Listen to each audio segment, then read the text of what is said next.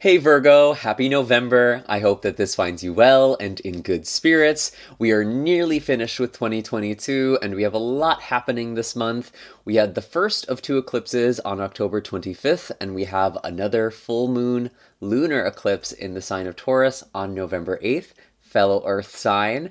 And so there's a lot of things that are shifting this month. We are kind of going to be in the wake of these eclipses through most of November. So do be gentle with yourself. Do take care of yourself during this time.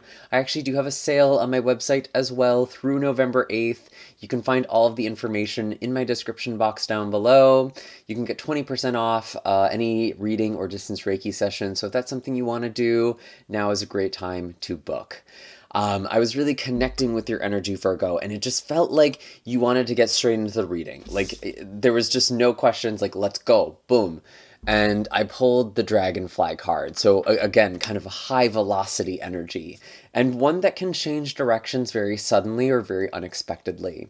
So, I feel like with this collective, you're very active. There's a lot going on in your life this month, and maybe it's almost like end of the year, you're trying to get things ready for the next year and get ready for the holidays and whatever it is that this time of year signifies for you. Let me know in the comments. But it feels like there's a lot of movement, and you honestly might even be a bit scattered this month, but that doesn't even feel accurate. It's almost like you're spread thin, because it's like you're kind of darting back and forth. There's a lot of things. You don't have the time to just sit down and chat with me, is what it feels like. So there could be a lot of really exciting things going on. But if you do feel a little fried or a little burnt out or just kind of like out of breath, definitely take a moment to pause and breathe and really find those moments of reflection when you can with the dragonfly energy. I really do think of dragonfly as kind of being the connection or the bridge between water and air. And so kind of the connection between our mind and emotions, and how the mind can affect our emotional states and how our emotions can affect the thoughts that we are thinking. There's kind of that interconnectedness, that relationship between the two. And like if you're in a very scattered headspace, you might not be doing things correctly. This dragonfly energy actually does remind me of Mars in Gemini as well. Mars is actually retrograde in Gemini for the rest of the year. You could be very busy with work, actually. And I kind of feel like I need to tell this group there is a difference between being busy and being productive. Because I almost get the sense like you might come into the end of this year, beginning of next year, and you're sort of like, I did all of this work for no reason. So this is almost a bit of a warning. Really be mindful about why you are doing the things you are doing, especially in the month of November and even in December. Be very, very intentional. Interestingly, the crocodile here, which is about biding your time and waiting. There could be more information that is coming, or developments that are about to occur that could really change the way you are moving right now. Crocodile is kind of this thing that's beneath the surface. It's waiting for things to come to it, waiting for opportunities to come to you. And this isn't the same thing as just being passive. It's about waiting for the perfect time to strike. So there is something with patience here, and it feels like kind of this contradictory energy, because you want things to be moving very fast. You want things to happen now, but it's like the more you're trying to rush things, the more work you're just going to be putting on yourself, and the more you're actually like maybe even serving against or slowing something down, which is very, very interesting. So take that as you will. Let's pull some tarot cards for you, Virgo. We have the Two of Cups, interesting, showing up in the past. So this could be talking about a love connection. This could be talking about a partnership of some kind. What is the Two of Cups here doing? Two of Cups and the Six of Cups. So some of you are in a relationship that is very healing. You could be connecting to someone who is very healing to you. This could also be healing your attachment style, healing the way that you relate to other people and your beliefs around relationships and your expectations. because a lot of attachment, a lot of things that come up in our relationships actually happen in our bodies because that's where our emotions are stored. And when I also see the Two of Cups here, it's interesting because it feels like some of you might have actually recently reconnected with family or with your roots. There's something about like coming home to yourself in some way that I'm sort of getting. Really cozy and cute energy. And I think that's actually going to be very thematic for you by the end of November, interestingly enough, because that's when we enter Sagittarius season. That is when there really is this focus on home and family and roots for you. So that's kind of interesting that that's showing up in the past. Maybe there's something from the past that is going to kind of come to fruition by the end of this month, especially if there's been some sort of manifestation for home or for family. Um, Something like that, or even partnership, especially like a domestic partnership, that could be coming into focus as well. And we have the Two of Swords. Again, like this thing about patience and waiting and delays. That's coming in very, very strongly. And if there's something with a relationship, you might need to actually wait, even though it feels really good and aligned. That's something that feels kind of important. You don't have to rush. If someone is right for you, you don't have to rush into something, okay? We have the Page of Pentacles. Interesting. I'm getting this message for you as well, where it's like you could have reconnected to a passion from your childhood, something that has been blocked off for you. And interesting how there is the eclipse in this card as well, the eclipse in the Two of Swords, and we are in eclipse season. And then the Page of Pentacles, which is starting something new, learning new skills. The beginner's mind feels really important, not making assumptions and really experiencing things, really stepping into your body and experiencing the world as if you are experiencing situations or emotions for the first time, and kind of picking up on those fine details that you might be missing. I really do feel like meditation is important for this group, especially if you are trying to rush things or make things happen. I am also getting like a lot of you are reconnecting with someone you may have been distant with. That is something that is happening or occurring as well for you in the month of November. This actually feels like a family member. What else do we have? What else? We have the Star. And this is really about finding direction, finding faith, finding healing. There's something very optimistic here. And like, even if the timing isn't right, like you're looking forward to the future, there's something really exciting, and maybe that's why you're like trying to rush things. And it's honestly kind of cute. It's a cute look on you, Virgo. You're super excited about something. You want it to happen now, but it can't quite happen just yet. Or things just haven't, the stars haven't aligned just yet, but they will. And there's just this really cute kind of like waking up on Christmas morning sort of energy. Like you can't wait to open these gifts. You can't wait to open the presents here. It's really cute. I know I keep saying cute, but it's really cute. Um, what else do we have for Virgo? This is really sweet energy, actually. We do have the lunar eclipse in Taurus. It is the fellow earth sign for you, Virgo. And this actually does revolve around travel and higher education. Some of you could be finishing a degree or potentially starting a new educational journey. For others of you, this could signify a change with travel or a journey. That's really, really interesting. It's like a journey is coming to an end and there's a new journey that's about to begin. Father of Swords, King of Swords energy. I'm feeling like there's something really coming up in Aquarius season, actually. So the beginning of next year, it's like the thing that you've been manifesting, the thing that you're hoping for, especially in terms of partnership, or just something that you love, a passion.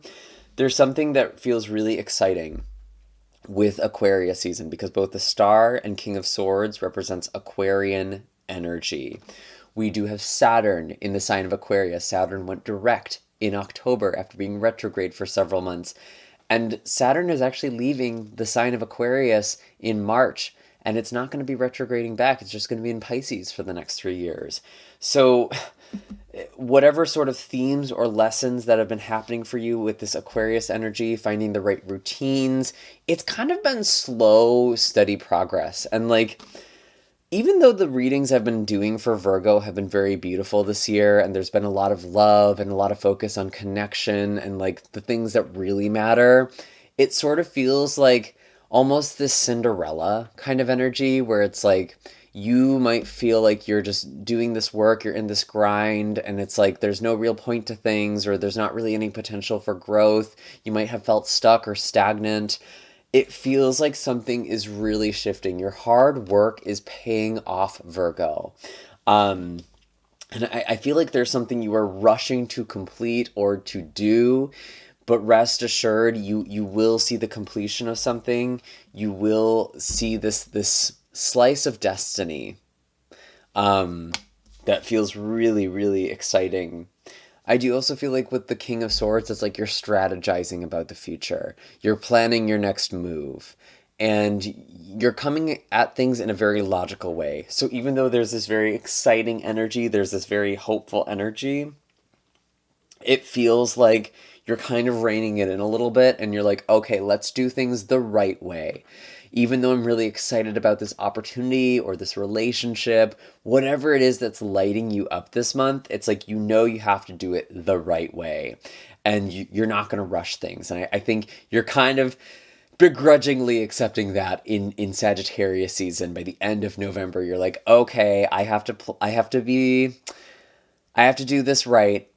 I'm not going to rush this. But there could be new beginnings. There could be a new home potentially for you, or just something really beautiful, really sweet, really healing at the end of this month with the new moon in Sagittarius. It's going to be the first moon after the eclipses, so that also feels extra nice to me. And for a lot of you, this could be about laying new roots. It's a great time to manifest a home if you're trying to move, or move into a new place. Um, just really, really beautiful energy, actually. And I believe Venus will be conjunct Mercury, your ruling planet, during this time as well. And there's a lot of focus, I think, as Mercury shifts out of Scorpio, where you're kind of trying to get to the bottom of things, you're trying to do things, you're being very active, and coming into the Sagittarius energy towards the end of this month, it's like kind of slowing down and appreciating things in a different way. And I'm trying to remember when Mercury enters into Sagittarius. I want to say it's around the 20th. You can check the astrology blog linked down below in the description box. I have all of the dates for all of these transits and aspects that I have talked about, and many more, actually. So if you're curious about that, you may want to check out the blog post. But I really do feel like there's just this beautiful, sweet connection. There is something that is happening. You can't rush a good thing, Virgo. And I mean that in the sweetest way possible, because it's like there really is a good thing here. And it's already here. Or it's already in your sights. We have the Page of Wands, the Knight of Swords, and the Four of Pentacles. This is coming out in relationships. There's a lot of passion, there's a lot of excitement, there's a lot of movement. There might even be like kind of a friendly competition with you and someone else. Or you might even be feeling guarded to someone.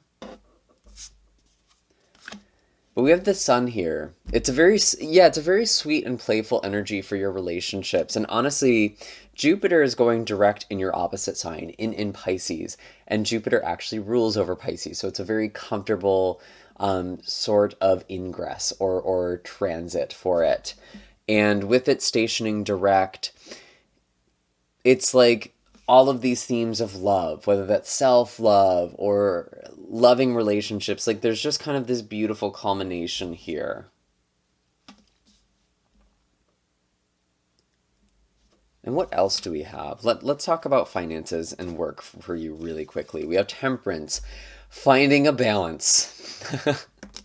um, and again, things take time. Alchemy takes time. This manifestation takes time. Whatever it is that you are trying to manifest materially or professionally, career wise for you, it's like it's coming, but it might take some more time. And again, it's this beautiful transmutation. It's almost like you're falling in love with the process, Virgo.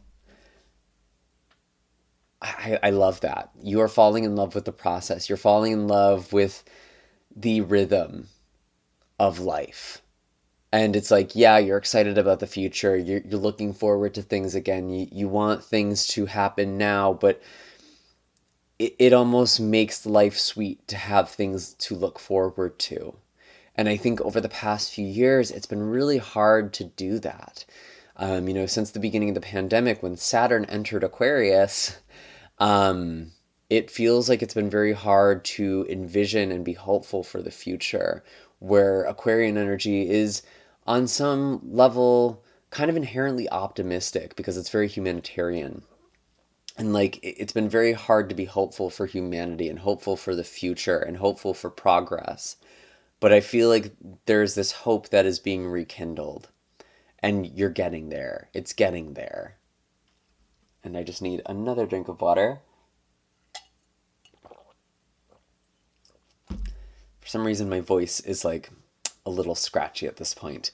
Um, you're one of the last readings that I'm doing, actually. Just kind of the cycle we are in. It's not anything personal, but I think my voice is definitely feeling all of this recording that I've been doing. And maybe that's something that's coming up for you as well. Um, but yeah, honestly, Virgo, I kind of feel like I need to leave off here. I want to pull one more card, actually. Let's pull a Moonology card for you. Um, any other messages for Virgo? The energy is gaining momentum. So we have the waxing moon card. Something is moving forward. It's building. And honestly, I feel like whatever this momentum is, it's going to actualize or realize in Aquarius season. So kind of beginning of next year, end of January, beginning of February, sometime around then could be very significant to you. What else do we have for Virgo? Anything else for Virgo for the month of November? Full moon in Virgo, you are good enough. And I'm going to be honest, I did kind of get just a touch of neuroticism with the dragonfly energy. And I mean, we are Virgos after all. I'm a Virgo myself, so no shade. We can definitely be prone to criticism and perfectionism, especially directed towards ourselves. And with the full moon in Virgo, it can be kind of a time where there's a lot of criticism or perfectionism that sort of drives you crazy. And so the affirmation for this card, like you are good enough, it's like you don't need to always be a work in progress. And I think that's part of this you falling in love with the process or with the journey. And it's like realizing you have always been good enough. You have this inherent worth. And I actually feel like there is someone who is showing you that. And it feels like it could be a romantic partner or someone you are connecting with romantically, or it could just be a friend or a mentor. Um, but I kind of do get that romantic vibe for you. And it's like you are really just grounded ultimately in this energy. Like when you ground yourself in your worth and you're no longer doing things to try to prove yourself or stand out, that's when you're grounded. That's when Virgo is its most powerful. And I think with the dragonfly energy, like it's very easy to be scattered with this. And dragonfly does move very quickly, it does change directions very quickly, but it also will become very still. And when it becomes very still, it still has these compound eyes that can see things from all of these different perspectives and angles. So gaining different perspectives, seeing yourself differently, and changing the relationship you have to yourself. And those are all the messages I have for you this month, Virgo. I lied. Um, with the full moon in Virgo, like this kind of ties into the thing with next year.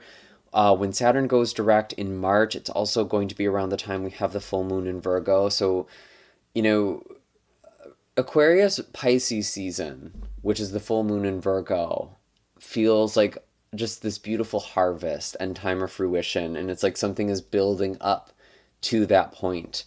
I just felt like I needed to throw that in for some of you. Now we are done. That is it. That is all I have for you, Virgo, for real this time. If you want more messages or more advice, you can book a reading with me down below. I have my sale running through November 8th, so again, great time to snag one of those. And I will see you all in the next video. I'm wishing you a very blessed and safe and happy November, and I will see you all in the next video. Take care.